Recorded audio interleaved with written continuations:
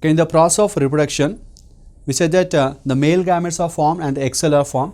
Generally, number of male gametes will be more and the number of egg cells will be only 1. So, the fertilization resulting into zygote and zygogamous oogamy and leading to formation of sporophyte, from there to the gametophyte. Likewise, haplodiploidic life cycle will be present.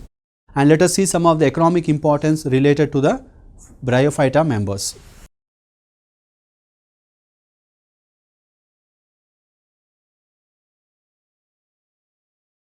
Some of the members of Bryophyta are used as food for herbivorous animals. Then there is a member called as sphagnum peat moss, commonly called as peat moss.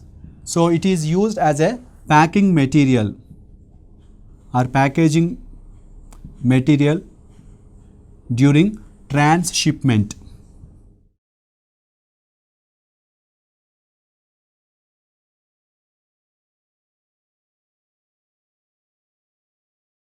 The reason for the packaging material is it is having water holding capacity.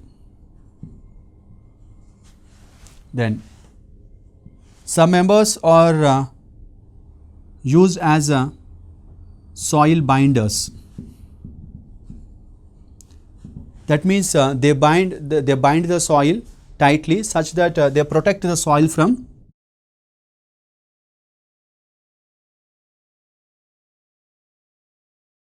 erosion.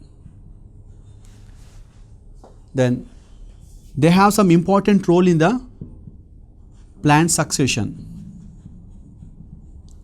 That is, along with the lichens, they are also the pioneers in the occupying the bare rocks and making that surface or the rocks suitable for growth and development of other group of plants. In this process, they decompose the rocks and useful in the ecological succession.